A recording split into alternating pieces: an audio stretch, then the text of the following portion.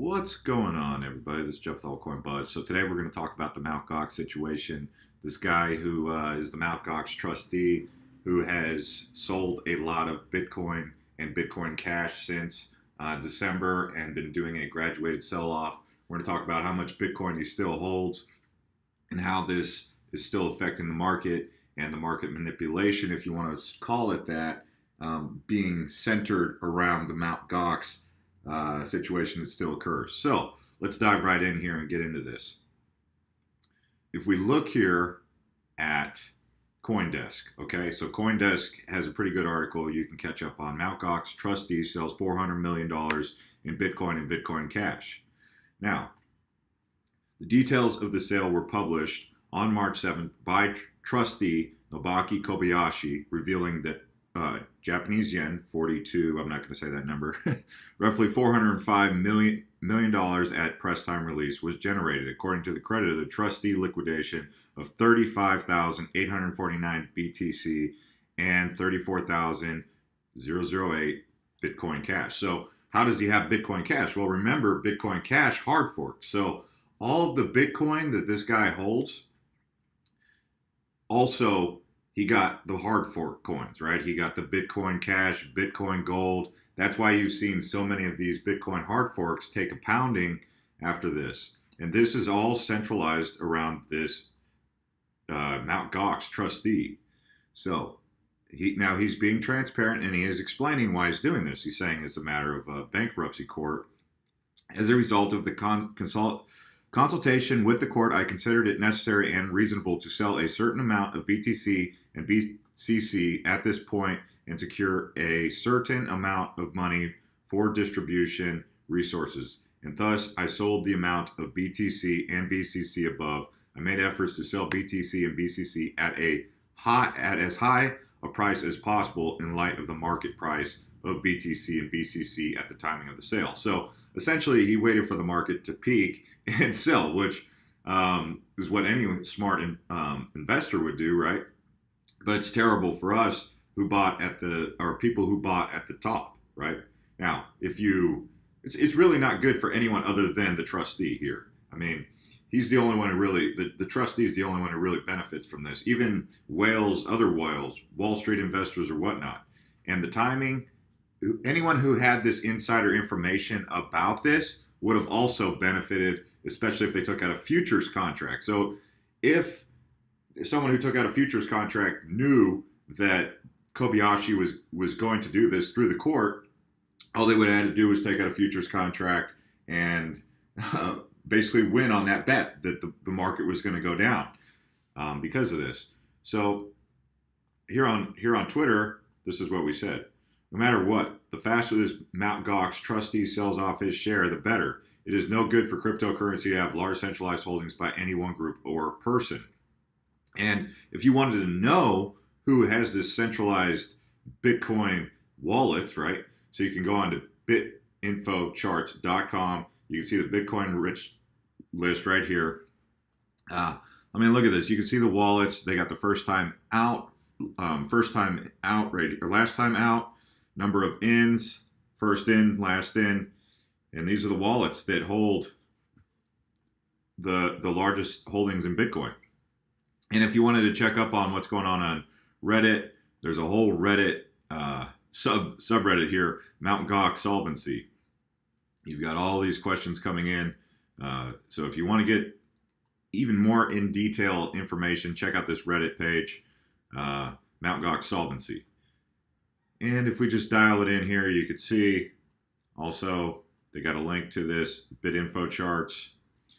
The richest wallet is from Bitfinex Cold Wallet and has 177K BTC.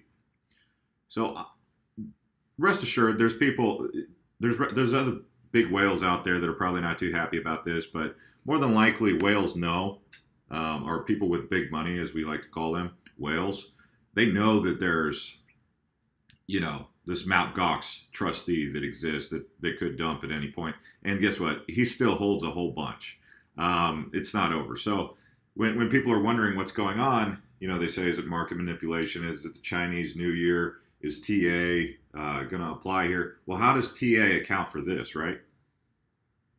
you can't really account for this in TA because this just depends upon what his intuition tells him or what his decision making does. There's no way that you can chart that.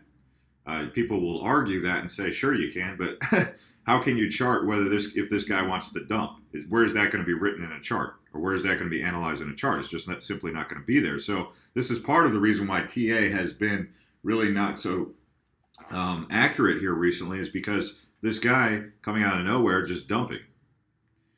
But he's also dumping at highs, which could be in line with Elliott waves or Fibonacci, but we'll see. It's not to put down the TA, it's just how do you account for that with the Mt. Gox sell-off here. So one more interesting thing, so if you come on here, finance feeds, you can see they're talking about Mr. Kobayashi. This is also part of why, you've heard many times that Japan has a large holding in Bitcoin. Part of it has to do with this trustee. So I guess from my position, I would like to say that I hope this guy doesn't just, he kind of holds the keys to the car, to the market really. And it's kind of sour because Mt. Gox, for those of you who don't know about Mt. Gox, it was an exchange that was hacked, and it basically went out of business. It was a big collapse in 2013, and a lot of people were affected by it. People's funds were frozen in at the price of $400 per BTC. Even if it went up, no matter what, it was just a real big disaster, the Mt. Gox exchange hack. So here's the update. The thing is, this document is in Japanese. So if you wanted to get the update, it's in Japanese. I think there's a way to translate this. So if someone in the comments wants to post a link to the translated document here from Mr. Kobayashi, that would be cool. I can pin that post if I see the comment. So yeah, let us know in the comments what you guys think of this Mt. Gox situation, how it's going to affect the market. I think what everyone really wants to know is this. The amount of BCC managed by the bankruptcy estate as of March 5th, 2018 is 168,177 BCC. I don't know why they're using BCC because BCC is BitConnect last I checked. Yeah, so why do they keep calling it BCC? I don't know. Because Bitcoin Cash is BCH.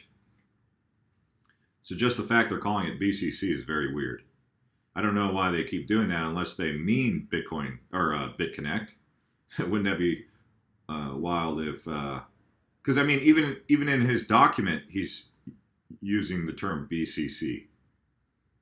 It should be Bitcoin Cash because BCC's acronym for Bitcoin Cash would be BCC. But as you can see, BCH here, it's just confusing. So, but yeah, he still holds 168,000 Bitcoin. This is what we all want to know. How much more Bitcoin does this guy have? Or this estate, right? And why these media sites keep calling it BCC, I don't know. But you have to, when you're investing in Bitcoin and Bitcoin Cash, just bear in mind that there's a person out there who still holds a large market share of this. 168,000 in a 17 million circulating supply. It's a large, hefty chunk. It's a hefty chunk.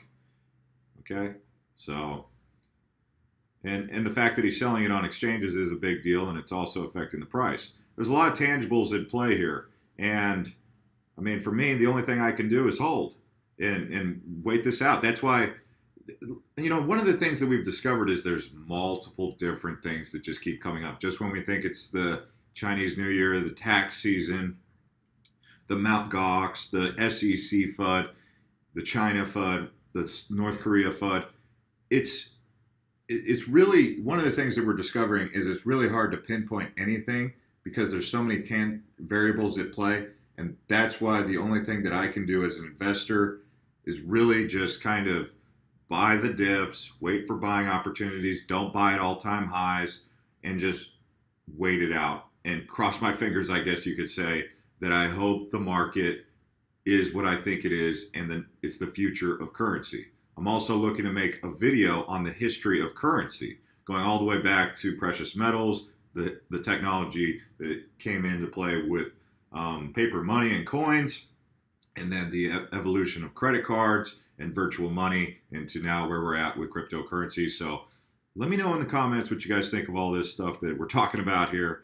I'm sure you guys have a lot to say, and I'd like to hear it. I mean, we're seeing a ton of comments here on Twitter. I mean, look at all this. You guys are, thanks Binance. I mean, I don't know. I guess I'm going to have to block these people that think they can just come on here and try to hack. Do not reply to any of this stuff, guys. This is hackers. And then you have John McAfee. Someone posted that. Patcoin. Okay, so we got some. Would anyone be surprised to find out that someone close to this trustee opens big shorts right before the market sells? The whole market stinks to high heaven. So he's saying that the market stinks.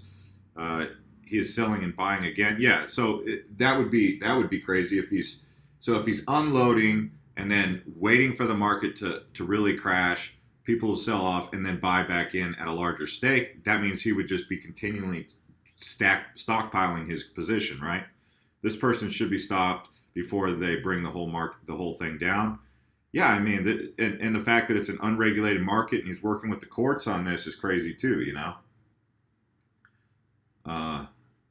If you guys keep talking about Potcoin on here, that's not cool. Okay, we're not really interested in talking about Potcoin on this channel. So, still time to buy. Yes, but unfortunately they can afford to hodl and wait for the peaks to sell and crash BTC again. I wish we never found out about it because it will scare off a lot of investors' confidence in BTC. Well, I mean, there's always an opportunity in all of this stuff, the way that I perceive it. I mean, if the price goes down, it's a buying opportunity because we don't buy high. So, I mean, where's the bottom of this thing? If Bitcoin goes to $3,000 and you know it's because of this, what do you know about the future of Bitcoin? I mean, that's where you have to, you know, I have to make my decision. You have to make your decision about whether or not that's a good entry point. For me, depending on where Bitcoin goes, I mean, I guess we could just watch the order books here, right? The trade history. I mean, look at this.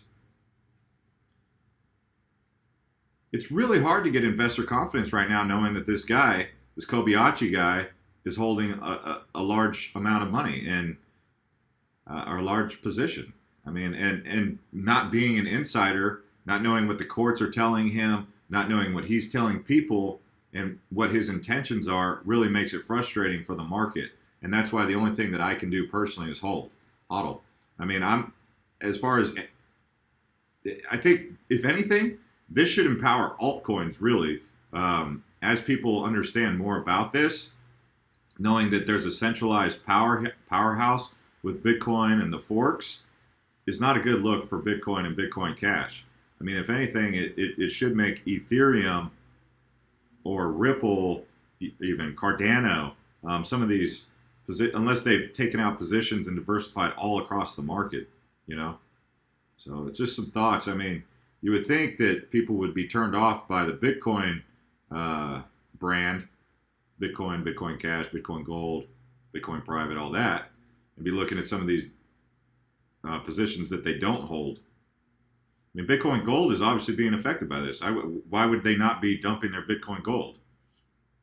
Although there was no mention of that. So anyways, guys, we'll see you later. This is Jeff with Altcoin Buzz. You can subscribe to this channel if you like videos like this, and you can turn on that bell if you like to get notified when videos like this pop off and drop.